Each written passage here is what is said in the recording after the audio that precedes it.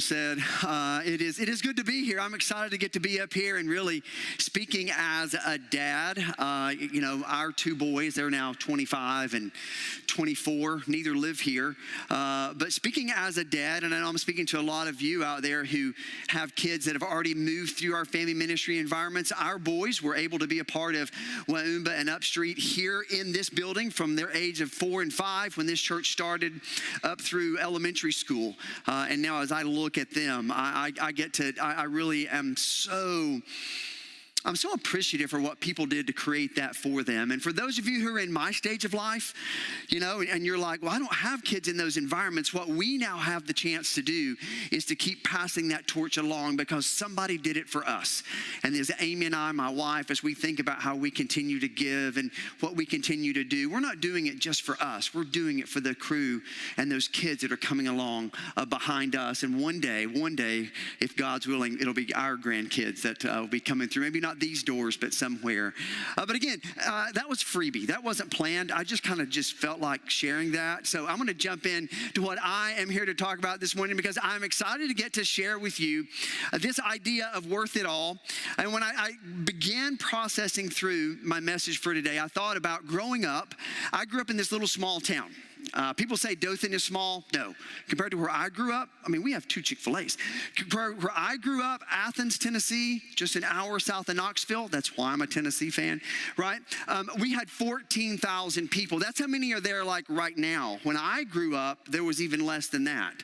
So about midway through high school, I began thinking, what am I going to do with my life? I started looking around. Where am I going to go? What am I going to do? And I began to realize that for me, my best next step for my long-term future hopes and dreams was to go to college. Now, that all sounds fine and good, but I began to think and talk to my parents, my older brother. I had an older brother, I had a younger brother. We all had those same hopes and dreams. And I began realizing that I've got to figure out a way to make this college thing happen. I don't know if that's how some of your guys' stories played out as well. Thankfully, there were scholarship opportunities that began coming my direction. So I had an opportunity to look at various schools, big schools, small schools, state schools, private schools. And through the journey, I ended up falling in love with this school right here that is none other than Berry College. Some of you may go, oh, I know that place. I've been there. Or you've seen a picture, but those are the Ford buildings funded by Henry Ford. The whole campus doesn't look like that. It would be really awesome if it did. But this is a huge part of the campus. And like my graduation was actually right here. It wasn't that big of a class, but was right there. But I loved my experience at Berry College. Wouldn't trade it for the world. It was one of the best, probably the best one of the best 4-year slots in my life. But the thing that I began to realize when I got to Berry was that I was no longer in Athens, Tennessee anymore. Right, I began to realize as I looked around that there were people who had actually flown in to go to school there, not just within the United States. They were saying where they were from, and I'm like, well, I drove like 2.5 hours. But they had flown in, people had flown in from all over the world to come in and attend this amazing learning institution. And I began to process that not only had I never been on an airplane, I had never been in an airport. And I'm kind of looking at them and I'm like, Then the more I began to engage with these new people in my life, I began to hear what the incoming GPA was for all the freshman class. The incoming average GPA was a 3.8. Yeah, that's pretty big, isn't it? Mine, any Berry alumni watching, I drove us down. That 3.25 coming out of McMinn County Public High School, right? I don't think it boosted it, but it made me go, ooh, they're pretty smart. Then I heard the average ACT score. Okay, it was a 29. Let me just say this. If I doubled my ACT score, I didn't hit a 29.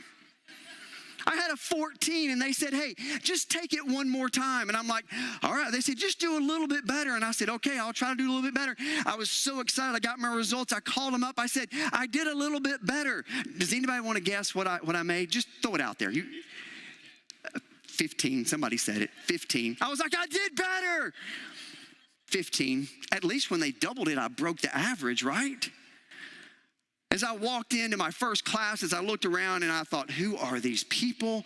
They're talking about boarding schools and private schools, prep schools. And I'm over here thinking, I hope I didn't bring my McMinn County High School diploma with me because I'm not so sure it stands up. And that whole first year, I would walk around and the more I would hear and the more I would learn about all these people that I was now doing life with, I would say that I did not feel worthy. I loved being there. My parents were excited that I was there. My grandparents were excited I was there, but I didn't feel worthy. When we feel worthy, we say we're deserving of recognition, acceptance, or approval. Now, for me, I was desiring it.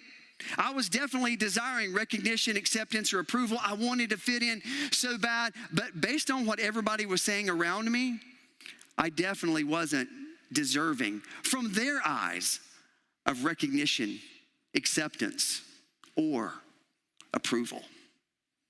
I mean, for me, I just wanted to feel important. I wanted to feel valuable. I wanted to feel special. Even in some ways, deep down, I wanted to feel exceptional.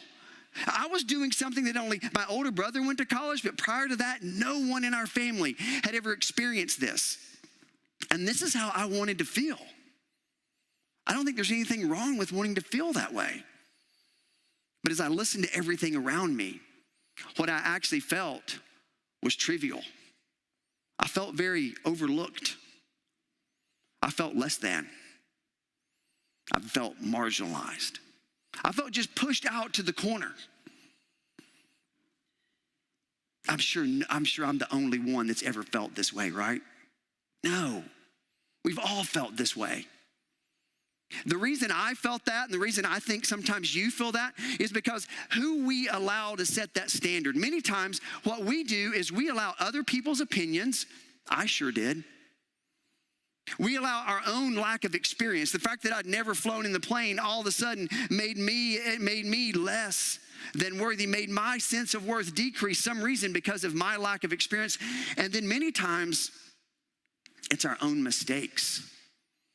It's our own mistakes that make us feel like our sense of worth is going from where we would hope it would be to somewhere over here in the marginalized and less than category. I think when we process our sense of worth, one of the things that is true about this is that it doesn't matter what you believe about Jesus.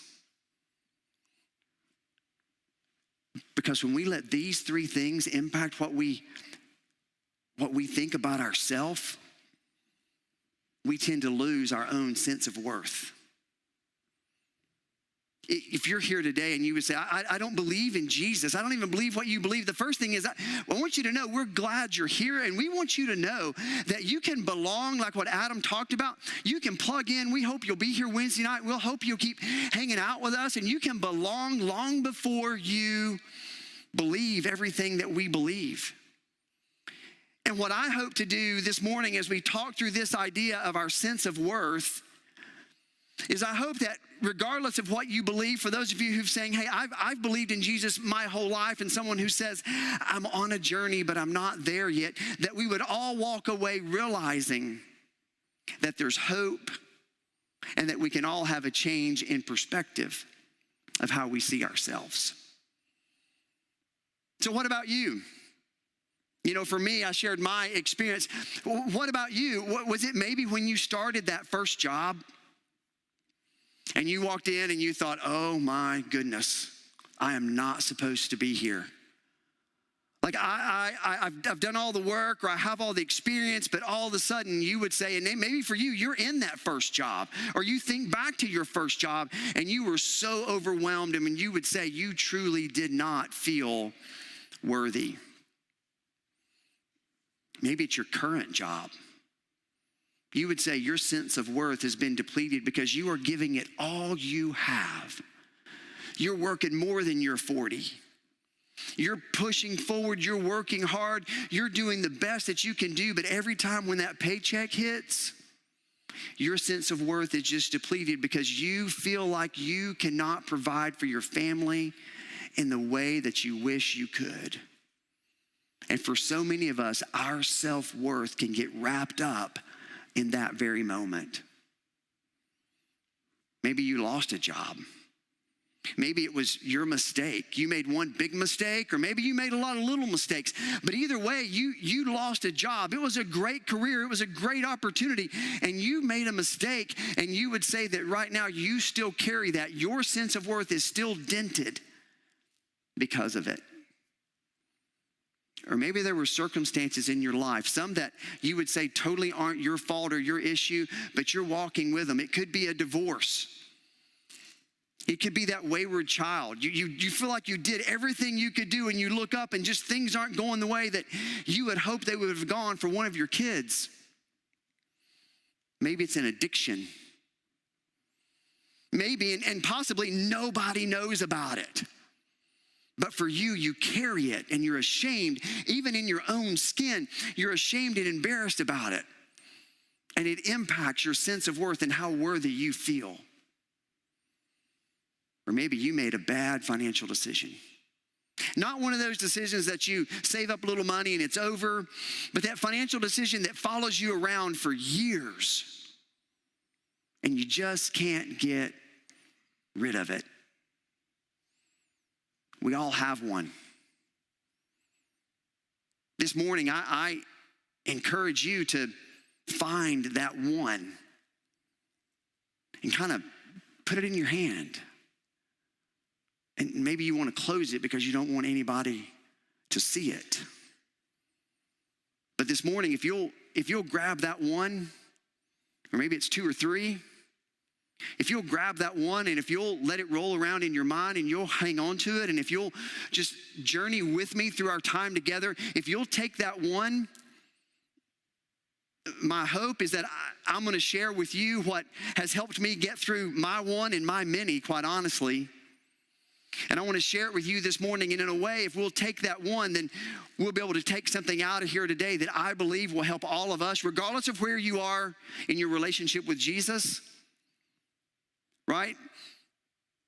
But it'll help us all be able to impact our lives even as recent as this afternoon. So I want to ask you a few questions. When was the last time that you stopped and thought about where you derive your sense of worth? We don't do that, right? I mean, I hate stopping because when I stop, I have to think. And I'd rather just keep moving forward. That's kind of my personality. Anybody that knows me, I'm going to grab it by the horns. Let's keep going and we'll figure out the mess, but let's just keep plowing forward. But when was the last time that we stopped? When you think about your experience, what about your experience made you believe you should not feel worthy? For mine, the one I'm sharing with you from college, I didn't want to be alone. That whole dynamic was about, if I don't match up, I'm going to be alone. But what was it for you in your experience? What about that experience made you believe that you're not worthy?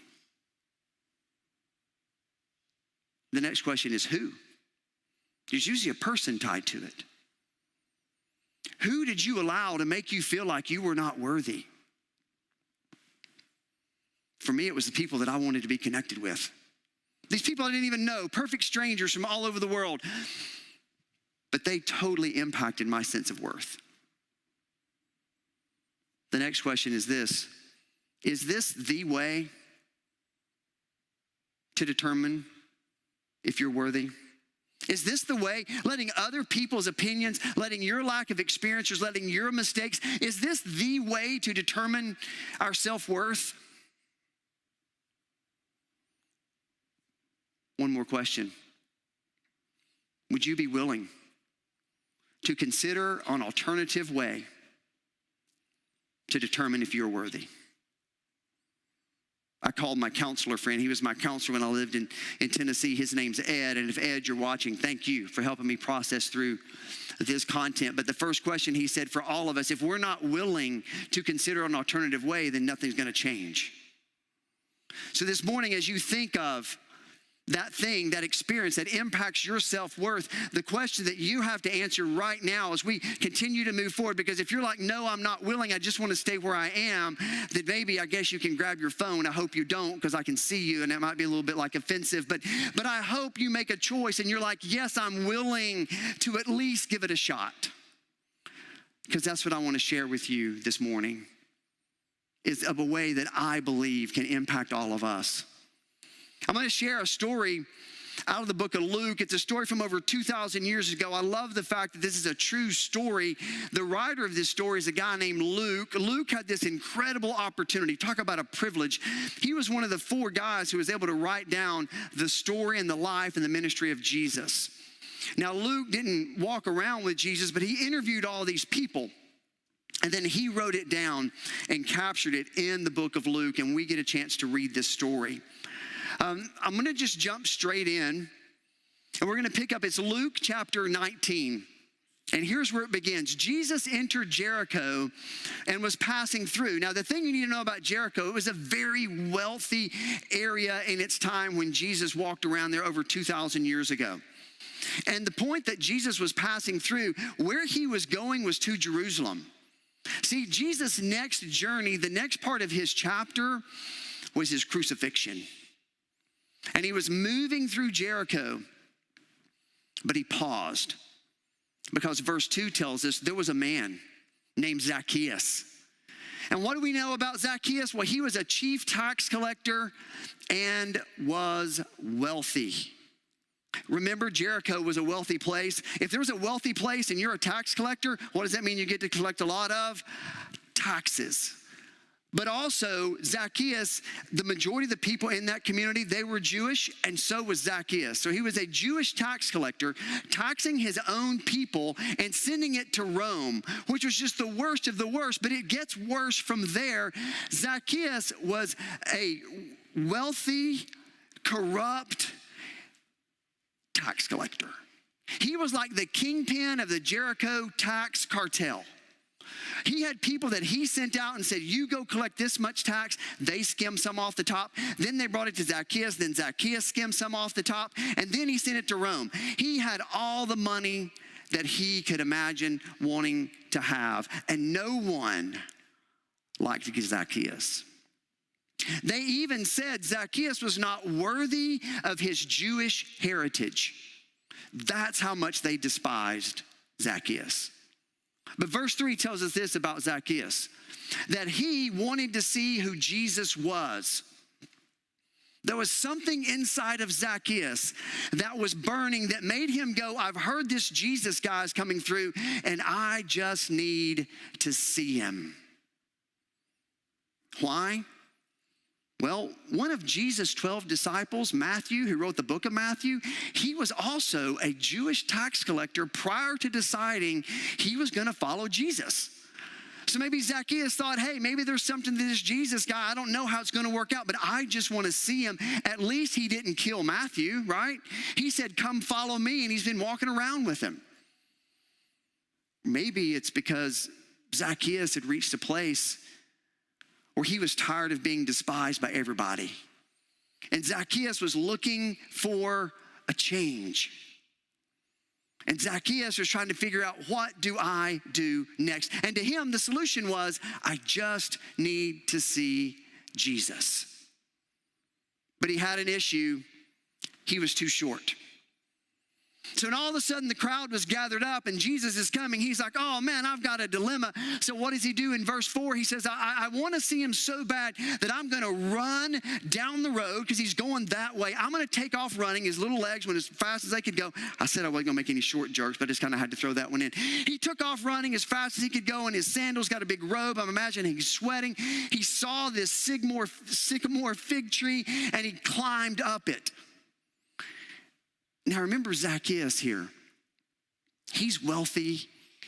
He has anything and everything he wants. I've got a feeling he's not doing much running and tree climbing at this stage of his life. But he was determined. The thing about that sycamore tree, like I grew up thinking it was a little short tree. Maybe he was perched out on a limb about 5 or 6 feet high. No, a sycamore tree, that thing was 40 feet tall.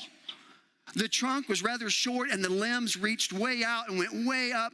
And I can envision that Zacchaeus shimmied up that tree as high as he could get because, again, he knew everybody hated him, so he didn't want to be seen, and he really didn't want Jesus to see him. He just wanted to see Jesus. And he found him a good limb. He got up in there. I got a feeling he sat down. He's like, okay, this one's good. I'm not going to fall out. His toes are scrunched up because he's got on his sandals, and he's got on that big robe. And I got a feeling he's up there. He is just sweating to no end, and he's just waiting. I think he's coming. He's coming. He's coming. And I'm going to see Jesus. Pause. For all of us, everyone in here, we have been Zacchaeus, sitting on that limb in a sycamore tree.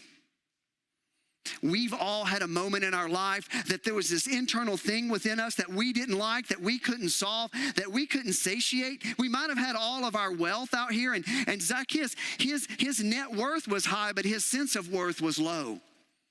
Many of us, that's where maybe we've been, where we were saying we need something, and maybe you're sitting here today and you're saying I need something, and the fact that you're sitting in here is a metaphor of Zacchaeus sitting on that limb, and you're saying I just need to see Jesus. And if that's where you are today, our hope is that you take something out of here that, much like we're going to learn from Zacchaeus, that can change your life forever. So Zacchaeus is in the tree. He's waiting. I want to see Jesus is what he's thinking. And then verse 5 tells us when Jesus reached the spot, he looked up. Again, I think Zacchaeus was like, uh-oh. All I wanted was to see him. I didn't want him to see me. Remember, all the people around him, what do they think about Zacchaeus? They hate him. Now he's pinned up in a tree with all these people that hate him. And Jesus, this guy that's like, well, he's Jesus. He's thinking, I don't know what he's going to say to me, but this is not going to be good. You ever felt that way? You get a bunch of people around you that you think are better than you, or they portray that they're better than you. And you're like, I don't think this is going to be good. But you're just saying, I just want to see Jesus. And here's what's happened next. So he looked up and he said to him, Zacchaeus, he called him by name. Okay, Zacchaeus is now in a pure flop sweat. He's like, oh my goodness, he knows my name. He said, come down immediately, I must. Not like, hey, what do you think? Could I come over? You got room? Did you clean yesterday? No, he's like, I must stay at your house. Jesus had a plan. He was just passing through, but he had a plan. He was reaching out to Zacchaeus. And the thing is, for all of us, he reaches out to us too, because he has a plan. Zacchaeus had a choice. I love what Zacchaeus did. So he came down at once and welcomed him gladly. You ever climbed a tree? I'm sure, I hope you have. If you haven't, I'm sorry. You need to go do that one day. Getting up a tree is a whole lot easier than getting down a tree. Right? And I can just imagine Zacchaeus going, oh my goodness, I'm coming down. All these people hate me, but Jesus knows me, called by my name. He's coming down. He gets to the bottom. He's still sweating. He's got limbs all over him, leaves all over his head. And the first thing he does is he runs to Jesus and he welcomes him gladly. His life was beginning to change. That thing inside of him that he couldn't satisfy was beginning to shift and move just with this interaction with Jesus. Verse 7. There's a pause, okay? So now they've come down the tree. He's came down the tree. And all the people, what did they think? Well, they began to mutter. And why were they muttering? And I love they did it after he was gone, obviously. Cowards. They muttered, I can't believe Jesus is going to be a guest of a sinner. They forgot. Jesus followers, I'm speaking to us, do we ever forget? That's a whole different message for a different day. But do you ever forget and begin to mutter? But Jesus said, I'm here for Zacchaeus. Jesus said he's here for all of us. We've all been in Zacchaeus' shoes. We are that sinner. But Jesus said, I came for you. Verse 8. They've already spent some time together. So they walk together. Everybody's muttering as they walk away. I can just see them walking off. They've had a meal together. And then Zacchaeus stood up. Their culture is the guest would stand up first, but as we read it here, it reads as if Zacchaeus stood up first. He was so excited because in him was a change was happening. He stood up, and this is what he said. Look, Lord. It wasn't like, hey, man. It was like, look, Lord. Like something had changed, and he had to let it out, and he had to share it. I remember the day that change happened in my life, and I wanted to share it. He said, look, Lord, here and now I give half of my possessions to the poor, and if I've cheated anybody, which he had, out of anything, I will pay back 4 times the amount. Zacchaeus is a new man. Zacchaeus went from a guy who was take, steal, rob, to a guy who said, I'm going to give, and I'm going to give until it hurts, and then I'm going to give some more. Their culture said he only had to give back 20%. He said, I'll give back 50. He put his entire wealth in jeopardy by what he was willing to do. But he didn't care that his net worth was going down, because the thing that he was searching for was how could he find his sense of worth? And he had found that in Jesus, his sense of worth was way more valuable than his net worth. We end up our story with this. Jesus said to him, today salvation has come to this house, to Zacchaeus. And he shares, because this man also is a son of Abraham. Remember me saying that all of his Jewish people found him not worthy to even be Jewish? Jesus clarified to them all that, hey, Zacchaeus also, he is a son of Abraham, just like all of you, regardless of his own mistakes and regardless of how you view his worth. Then Jesus wrapped it up. This sentence right here, so much in that. For the Son of Man came to seek and save the lost. He came for us. He came for me. He came for you. He came for Zacchaeus. He came for all of us when we were in our Zacchaeus moment. And if that's where you are today, I hope you realize that Jesus said, you too, I came for you. And your sense of worth is so much more important to me than anything else in your life. So much that God said, I will send my son Jesus for you, to die on the cross for you. That's how he views me. And I'm so thankful because I'm so broken. And that's how he views you. So what do we do with that, right? It's a great story. And it's true. What do you do with this thing, this experience? Well, much like Zacchaeus, we have a choice. We can choose to continue to let other people's opinions, our lack of experience, or our own mistakes determine our self-worth. We can choose, because here's the reality. Remember, those of you in business, you know status quo is always an option. You can stay right where you are. You can walk out those doors today and you can be like, man, that guy, I liked his shirt. That'll be about all you get out of it. But we have a choice. So I go back to this question. Would you be willing to consider an alternative way to determine if you are worthy? With what you're holding right here, or maybe you're holding it right here, or maybe you're holding it right here. Here's what's true for all of us, is that we are worth Jesus to God. All of us. We are worth Jesus dying on the cross on our behalf, our brokenness, we are worth Jesus' death on the cross to God. That's what we are worth. Not others' opinions, not our own lack of experiences, not our own mistakes, but we, because of how God sees us, are worth Jesus to him. Think about your thing. Maybe it is that job. Something about your job. What if you begin to realize that God gave you this opportunity and you begin to see your job through the eyes of, I am worth Jesus to God. And as you walk in the doors to do whatever it is that you do, your current job, or if you're in that first job, you begin to realize that I am worth Jesus to God, and I'm going to give everything I have for it, and I've got to leave everything else up to God and his plan for my life. It is about our perspective. Or maybe it's a circumstance that you find yourself in. And again, you would say you didn't create it, but you're sitting in it.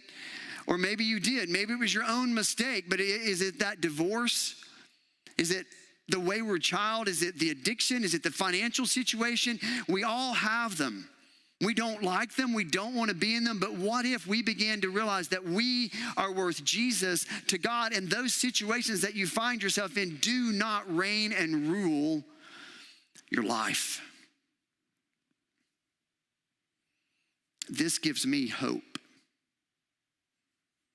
because it points me back to my Heavenly Father. Because I can't fix all the broken stuff in my life on my own.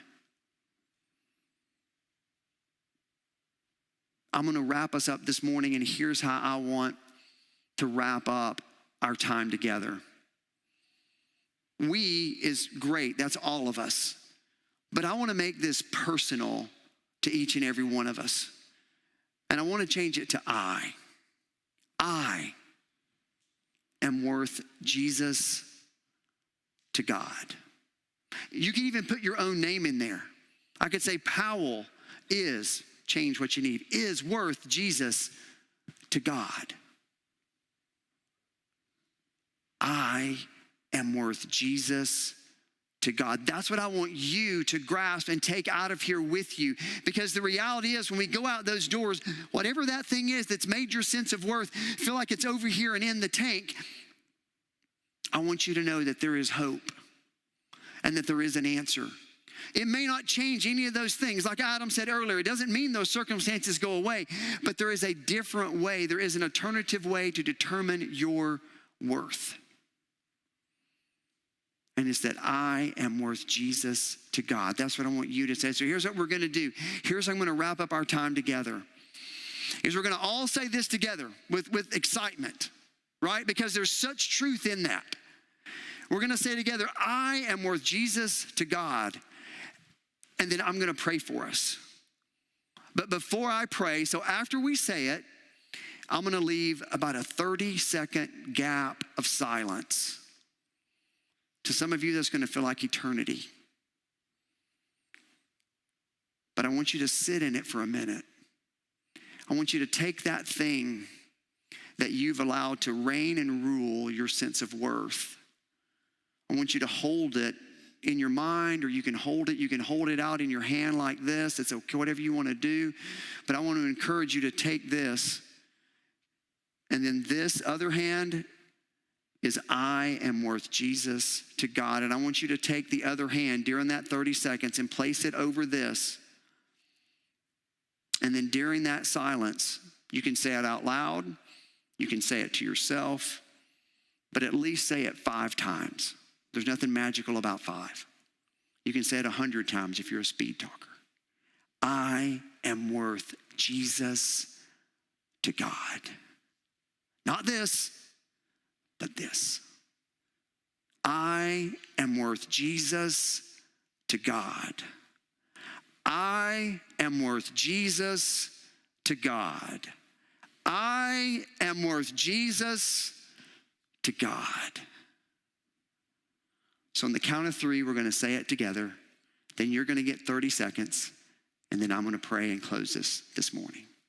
Ready? 1, 2, 3. I am worth Jesus to God. Let's pray.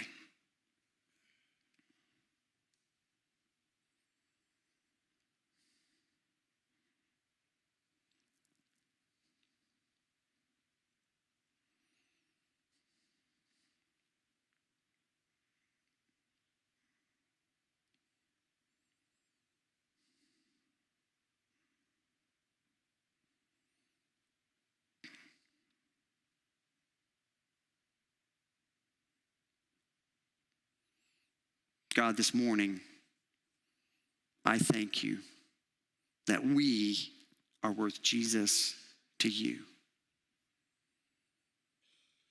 God, that there's never been a moment that you looked upon any of us and said, oh, I wish I hadn't have sent my son Jesus for them. But God, you looked at all of us for all of eternity and said, I choose to send my son Jesus. God, thank you that our sense of worth is wrapped up in you and what you did through your son Jesus as he died on the cross for each of our sins. God, for that person this morning who this is their Zacchaeus moment, and maybe they heard something here today that they're going to say will change their life forever. God, I pray that they share that with someone, be it someone here before they leave this building, be it with someone they know that's been praying for them for years, a friend, a spouse, someone in the neighborhood. It doesn't matter. God, I pray that they share that and celebrate this new life that they began and get to live. God, thank you. Thank you that you do have a plan for us. And we pray all these things in your son's name. Amen.